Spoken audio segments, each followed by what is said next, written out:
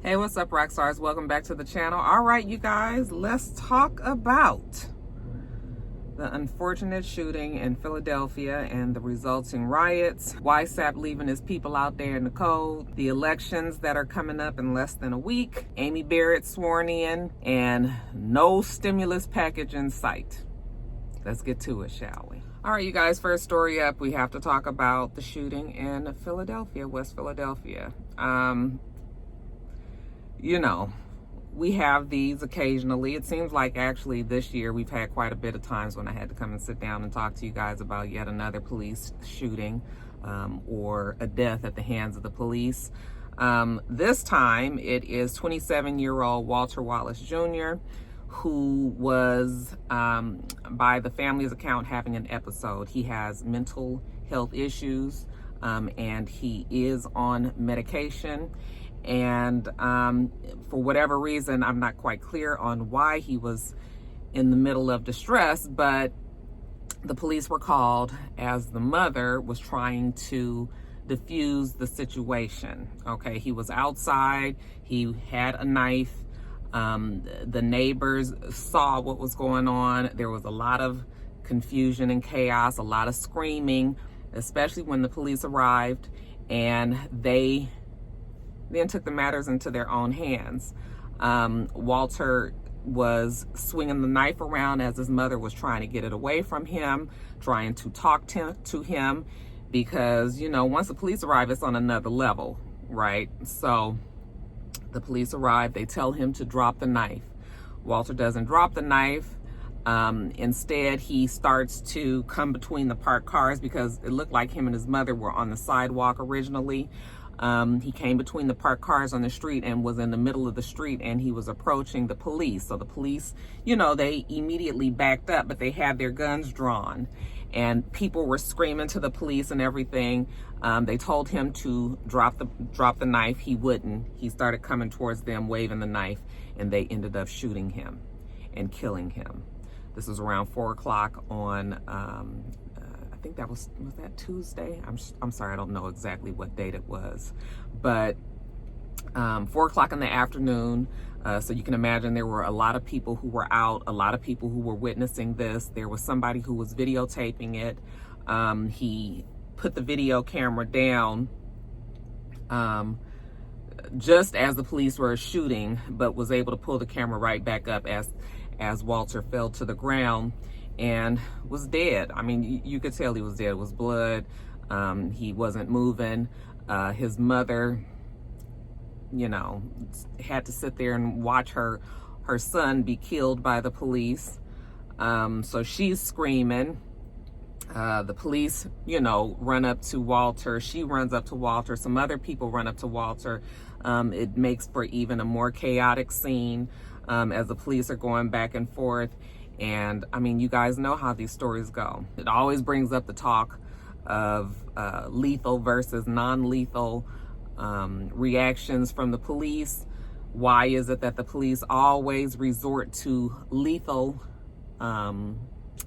you know, to lethal tactics when this person had a knife?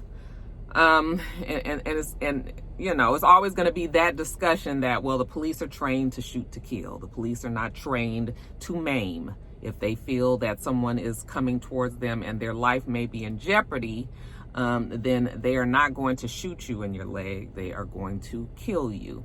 This has been something that we've known for years and years and years and years and years. I think that Black people specifically are frustrated with this way of you know, with this way of this tactic, because it seems to happen more so to Black people than to other races. All right. And that in other cases where they may feel they can take a non-lethal approach, you know, like tasering somebody, or maybe even standing and talking to them or trying to talk them off the ledge. When it comes to Black people, is just shoot to kill. There's no other way of approaching it. And this is one of the topics when we talk about police reformation and retraining of the police, and you know, just like in the case with Breonna Taylor. One of the things that the family had requested and demanded actually of the police department is that they begin to have mental health experts, counselors, psychologists, whatever, what have you, people in that field to go with the police out on these calls when it's a known case where there's a mental health issue and the suspect maybe in some sort of distress. Then you could maybe have a mental health professional come with the police to try to make sure that it doesn't end this way. Okay, this is one of the things that people are demanding. It's the same shit over and over and over, you guys. He had the knife. There's no immediate danger when somebody has a knife. A knife cannot outrun a bullet. And it's different if he had a gun in his hand and was waving that at the police. That is a different story. But the police have deemed anything that could kill them as an immediate threat, even if the person is 20 feet away from them, 30 feet away from them, So it's frustrating, and it is terrible to watch the video. I mean, I can imagine any mother that would want to stand there and watch their child get killed, especially when you know that they have mental health struggles and are battling those, and the police just was not privy to this information because nobody bothered to even ask. Yes, high stress situation and all, but still. So of course the residents of that area, once that video was posted on social media, it went viral, and that the people of Philadelphia were pissed. So they began to protest. The protest turned into rioting. They were fighting the police. I think they said some 30 police were injured in, that night. One female police was actually ran down, hit by a car. Broke her leg and other bones, was rushed to the hospital. But you can see videos of the police. They are clubbing people and the people are fighting back. And it is just more of the same of what our nation has been going through this year, last year, and the year before. I mean, this is just par for the course.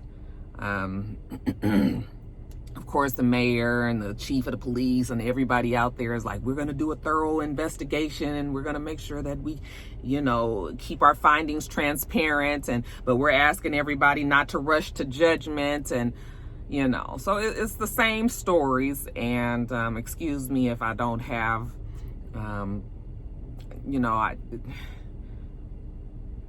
I already know that they're going to be able to say that because the young man had a knife, that they were, if they were going according to police training and tactics, that they were definitely within their right to do so. So, you hate to say that you have lost hope and things like this, but my heart does go out to the family. The father of Walter said, he wished that the police did use a taser to bring the boy down, that the mother clearly was out there. They were trying to get him to stop. They did not have to kill him.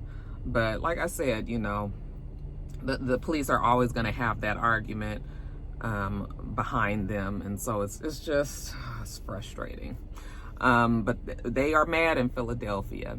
I was watching Kevin's Instagram, his stories the other day. He was on his way to work. He works in downtown Philadelphia, I assume. And he was showing all the stores down there. They were boarded up. They had removed their merchandise from, from inside the stores, so you couldn't loot. And, it was empty down there. But that was during the day. I don't know if well, that was in the morning, I believe. He was on his way to work. I don't know if as the day went on, people came out there, and then of course the cloak of the night, will bring more people out, and just, you know, the fighting and the rioting and the looting and the everything goes down then. So my prayers are up for everybody out there in Philadelphia. Of course, Kevin, stay safe, but most importantly to the family that lost Walter Wallace Jr., that mother, the father, and all of his family, and the community. Like, this is just like another blow, you know, and Black people are just tired. Yeah. So the video, I watched it this morning. I had told myself I wasn't going to be watching these videos anymore, but I did watch it, and yeah, it's just more of the same, you guys. So prayers up for everybody out there in Philadelphia. Hopefully those police will be brought to justice. All right, you guys, so let's talk about your boy YSAP. You know, as the campaigning is at a feverish pitch, you know, we have how many days? Today is Thursday, Friday, Saturday, Sunday, Monday, Tuesday. 5 days until Election Day. We see both YSAP and Biden out on there hitting up all the battleground states, because you guys know that there are many battleground states that that has a possibility of flipping, if not necessarily flipping, then turning purple. Georgia being one of them. This has been a red state the whole time that I've been here. That this is Bible Belt. This is, you know, good old boys. This is the country. Don't let Atlanta fool you. And now, well, I actually saw it happening at the last election. Well, actually the election for Stacey Abrams. That's when I can kind of tell that the way of thinking might be changing here as more and more people go into the urban parts of Georgia, or to the more cityfied, for lack of better words, areas. It's starting to drown out, you know, the outskirts of the more cityfied areas. And those people that were Republican, you know, now we've got some Democrats, some good, strong Democrats here that could make some changes. So they were here actually a few days ago, both YSAP and Biden and Harris, and I assume Pence. I always forget about him. He's so just unimportant and inconsequential. But anyway, you know, they've been campaigning all over. So they have, YSAP hit Omaha, Nebraska. He went there because he had a group of people that wanted to hear him talk. He was going to hold a rally there at the, let me see, what was the name of the place? At the Eppley Airfield on Tuesday. All right. And we are in the fall. So even though it is 77 degrees here in Atlanta, Georgia, in Omaha, Nebraska, it's cold. All right. It gets extremely cold in the nighttime, but these people being YSAP supporters and MAGA supporters and, you know, make America great again and put their red hats on and they flags and all this and whatnots, they decided that they were going to go to this rally. YSAP's campaign, they organized for 40 buses to take these people. They had them park in an area, and then they took the people from that parking lot over to where the rally was going to be held, some miles with an S on the end away. All right. So they started that on Tuesday morning at 10 a.m. and by the time the rally started at 8 p.m., they had shuttled around 25,000 people to the rally location. All right.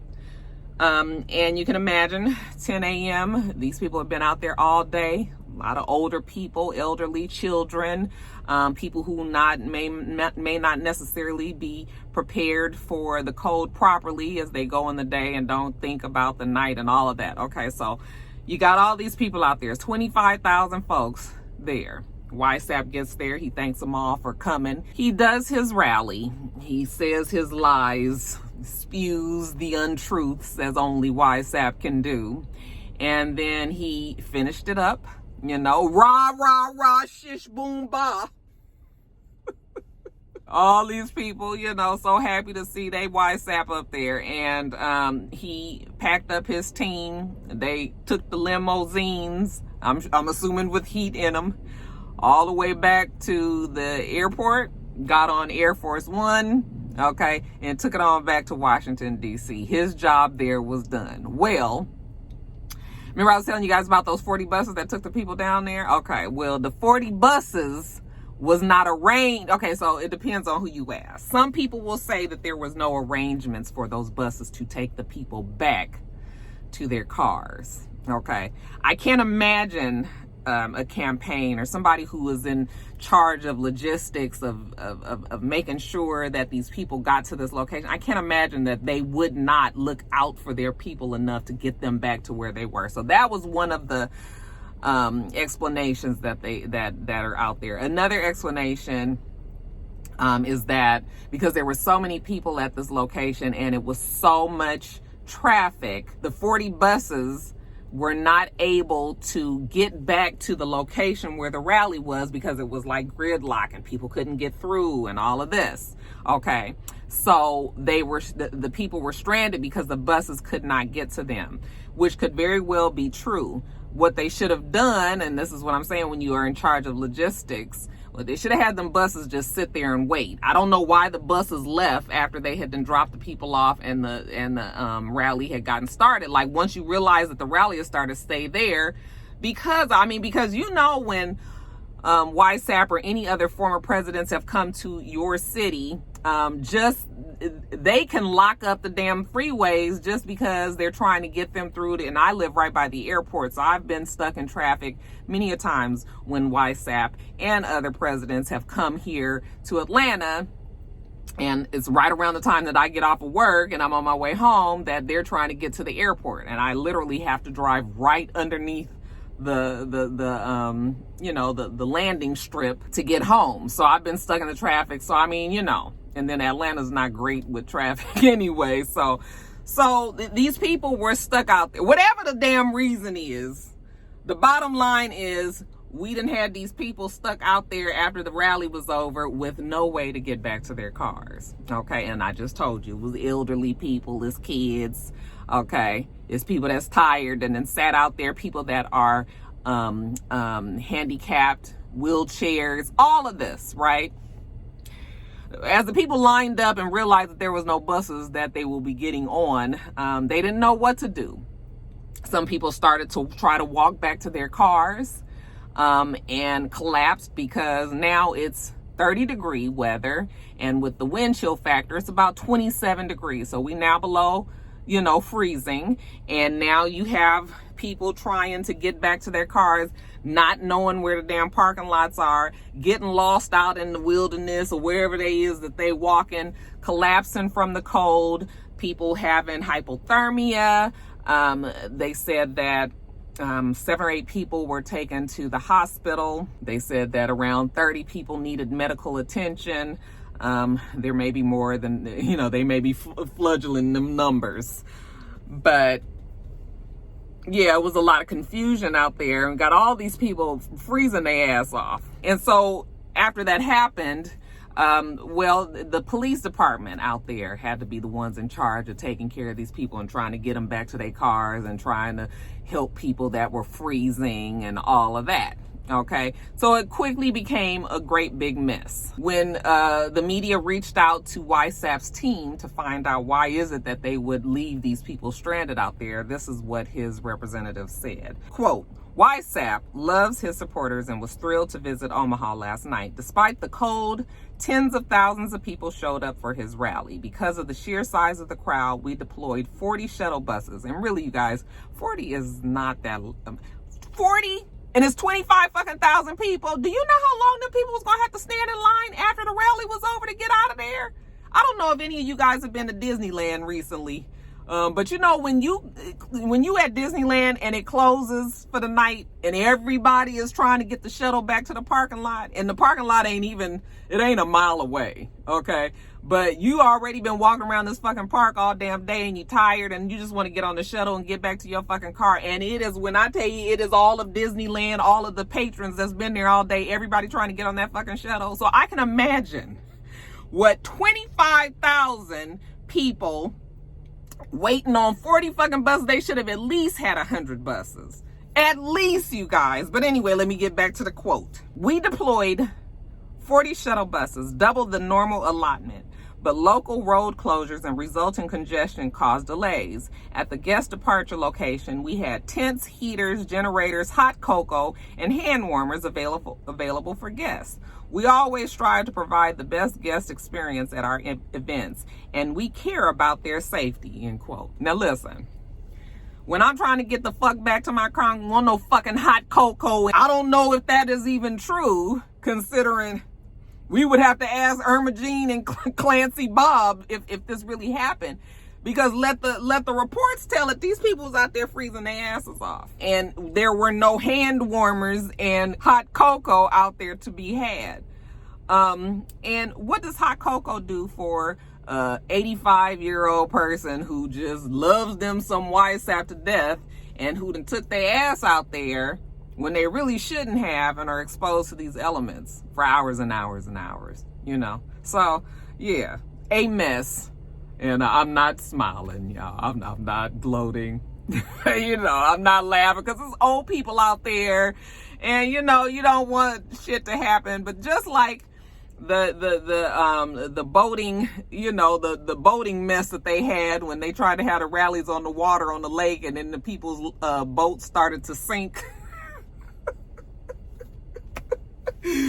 Oh, y'all, that shit is terrible. It's terrible. So, but what I want YSAP supporters to get from this is what the person that you guys love and support so much, this is the way that they think of you. You don't give a fuck that you guys are out there and that your fingertips and your toes is about to crisp off, okay, because it's so damn cold.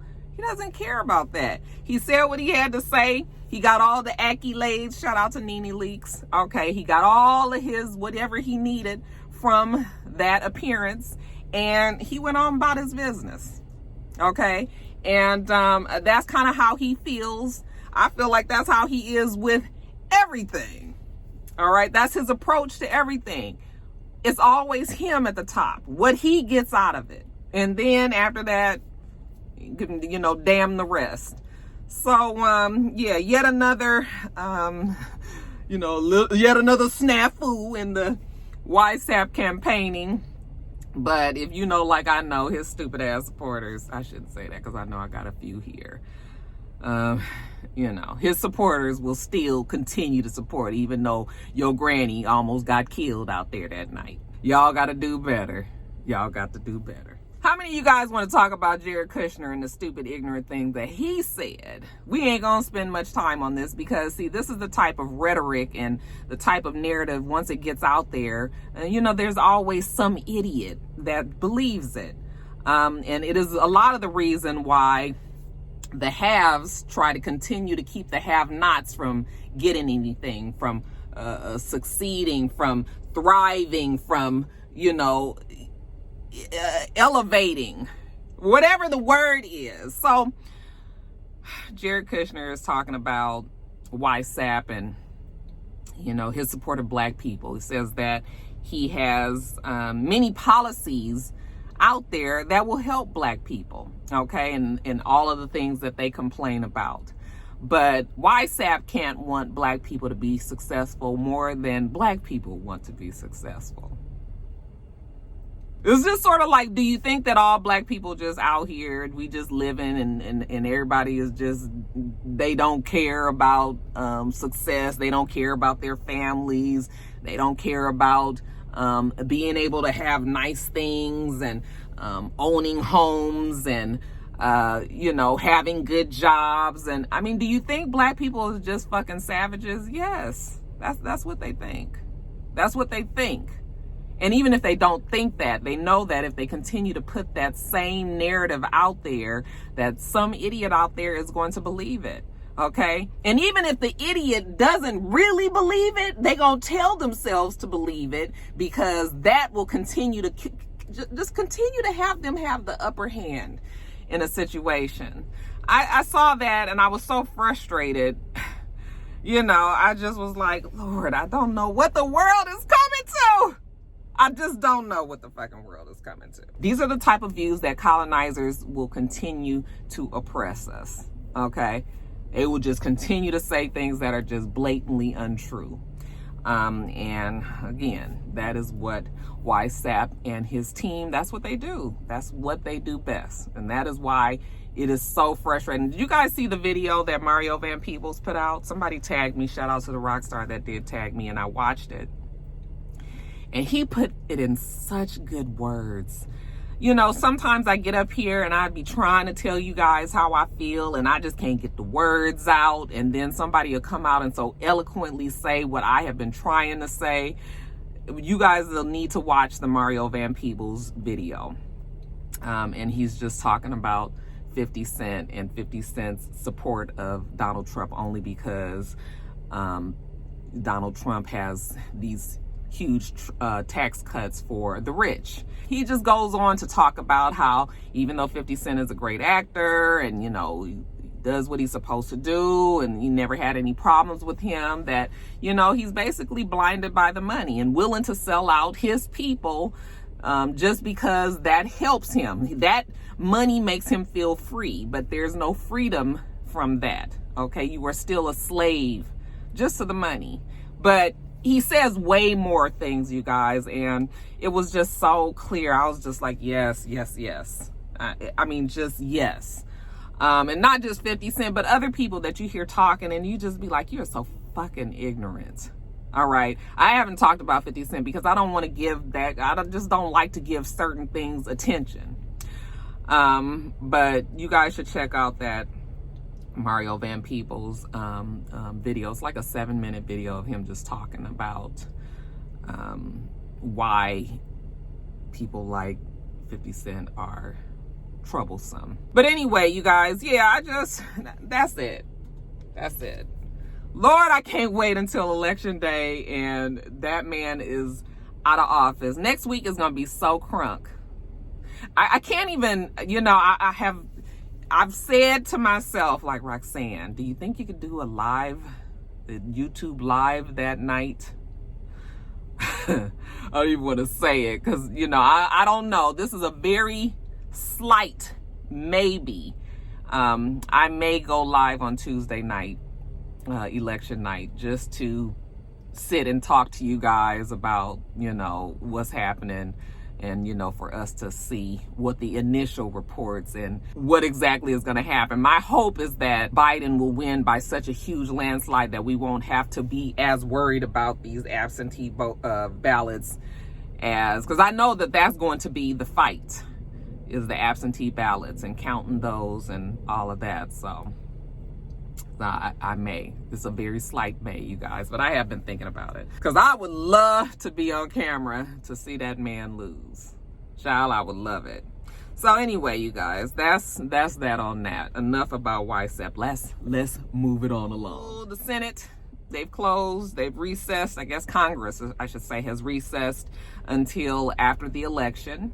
And with that recession, there is no stimulus package. Now, YSAP had already said that he had ordered everybody to stop talking about it, stop negotiating until after he won the election. He said that right after the election that he's going to be fully prepared to sign a bill to get the money to y'all. Okay, but y'all gonna have to vote for him first. There's no stimulus package. You guys understand that there's been no stimulus package to help the people since July. And even if your situation may still be comfortable, I mean, I know that there are a lot of people that are still working and still getting a check and haven't had problems with their bills or anything like that. But there is a whole heap of people who are having just that problem. And our government has abandoned those people since July. It's a mess, and the government has not done anything to relieve this mess of the American people. The Rona ain't going nowhere,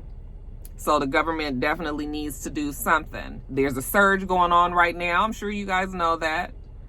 Just in 1 week, I've had 7 friends of mine that have coronavirus. Okay, all this time I've been talking to you guys and saying how it hasn't been close to me and I didn't really know anybody. I now firsthand have some people that I could physically touch and say that this person, my friend, has coronavirus, you know, and that's a scary thought because You know, if it's just your friend right next to you, then who might be next? And then, of course, with us getting into the colder months and people being inside, and then, of course, the holidays and people wanting to get together for Thanksgiving and Christmas, you know, put on top of that, people having coronavirus, the whole quarantine fatigue and tired of being away from their family. I mean, some people have not seen their families. I haven't seen my dad. Like, I know, you know, people haven't seen their families in damn near a year now. And that's isolating, especially for the elderly grandparents who aren't able to meet their new grandkids or not able to have relationships with their kids and form memories with their grandkids. And, you know, so it's horrible. It's horrible. And on top of that, it just doesn't seem to be any relief in sight. This vaccine that YSAP keeps on trying to push and say is right around the corner. Everything is, we're rounding the bend. I'm just like, what fucking numbers? I hope you guys are smart enough to actually look at the numbers and not just listen to the shit that YSAP throws at the wall. Okay, hoping something sticks. Because when you look at the numbers, okay, I'm not even saying, you know, on CNN and MSNBC, because they definitely have their bias and they hate YSAP too. But I'm talking about get on some CDC, get on some for real, do some for real research and look at these numbers, you guys. They are not going down. We are not rounding no curve. We ain't around the bend. It's nothing like that. People are dying still. And the surge is bad. And it's not just the United States. That's how you know that it's not, you know, it's out of control. It's in many other countries. I just read that France, they about to shut that shit down. Germany just had a major shutdown as well. Even though Germany's numbers are not half as bad as everybody else's, because they've been very aggressive with making sure that people wear masks and listen to the science and social distance and all of that. So even though there are a lot of people that have it, it's not growing there. And that's because they're keeping control of it, shutting down borders and all of that. I think in Canada, they're doing the same, shutting borders and keeping people out and all this.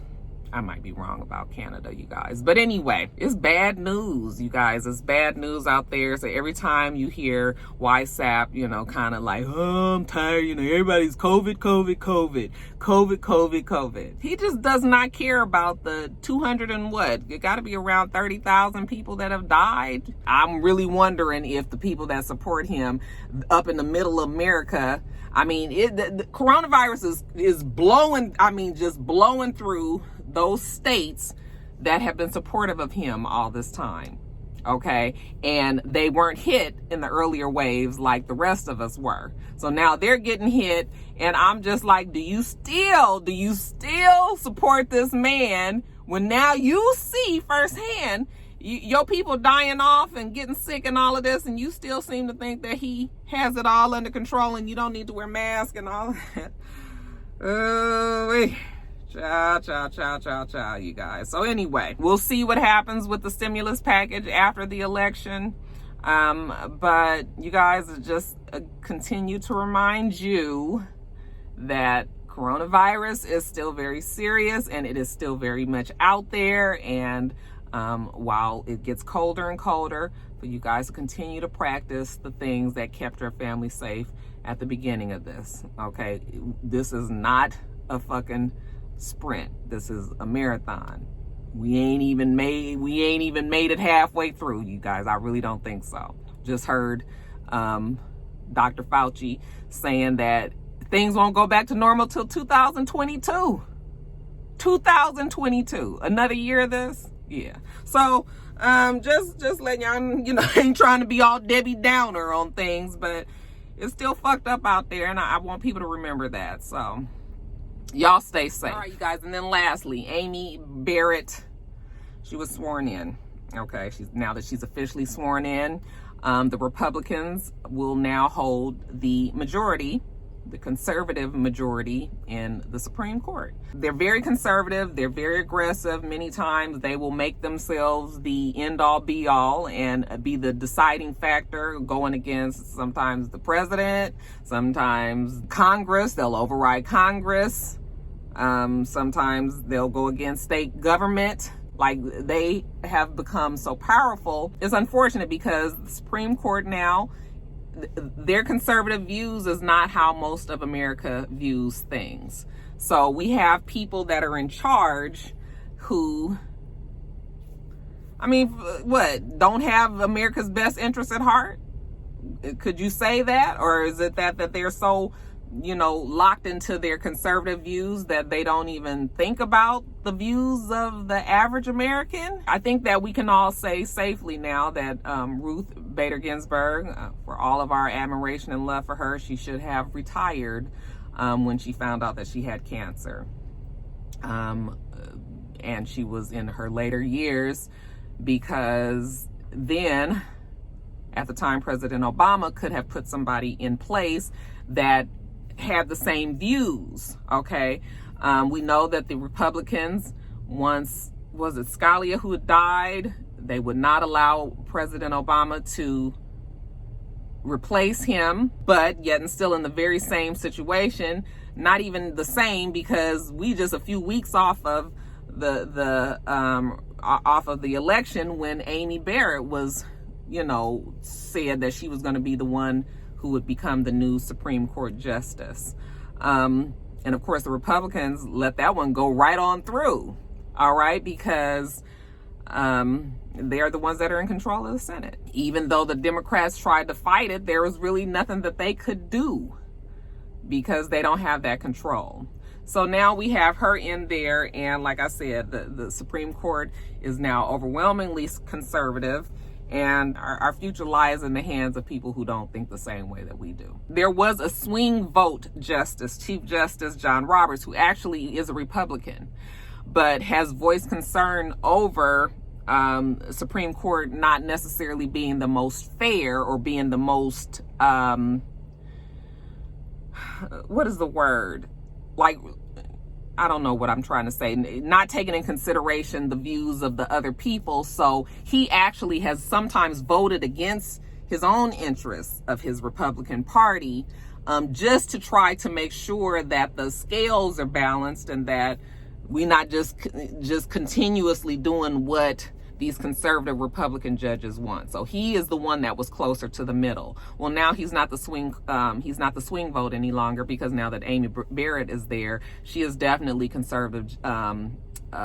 She's the conservative justice that's going to bring it over to that side. Like, he won't be the swing any longer. And while she's tried to tell him at her confirmation hearings that she's going to be fair and she's going to look at this and she's not going to bring her own biases into it and she's not going to think about her own interests and it's going to be in the interest of the American people. Well, we got that to see. That ain't what the rest of them has done, so it's just bad, or at least it could be bad. And I don't think people are really trying to be optimistic these days, considering the history. Joe Biden, if and when he does win the presidency, he won't be able to remove Amy, because I know that was some talk, like maybe he can just throw that whole thing out.